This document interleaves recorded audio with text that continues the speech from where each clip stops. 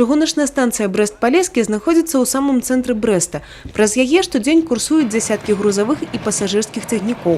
Побач свой стыхійны маршрут арганізавалі і гараджане. Такіх пешаходаў не спыняюць нават папераджальныя знакі. Вполне понятно, что нельзя переходить. Ну, сократил путь, там под горку подниматься, а мне 75 лет. Куда деду? По горам лазить. Знаем, переходить нельзя. Ну, потому что мне нога болит, идем с поликлиники, а дом рядом, идем через пешеходный переход перейдем. Поэтому, так бывает.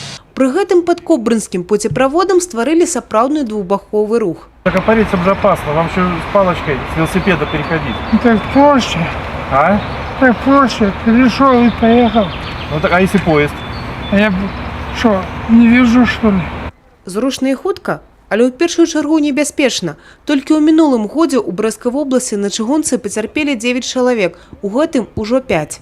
Основной причиной из них – это травмирование наших граждан, это переход железнодорожных путей в неустановленных местах и нахождение на объектах транспорта в состоянии алкогольного опьянения. На сегодняшний день, по сравнению с 2016, за такой же период у нас идет уже увеличение случаев травмирования граждан. На белорусской дороге ходят поезда высокоскоростные, практически бесшумные.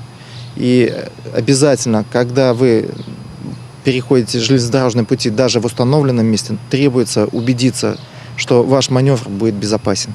Праваахоўнікі нагадваюць, што акрамя пагрозы жыццю і здароўю за прагулку па чыгуначных пуцях прадугледжаны штраф у памеры да 2 базавых велічынь.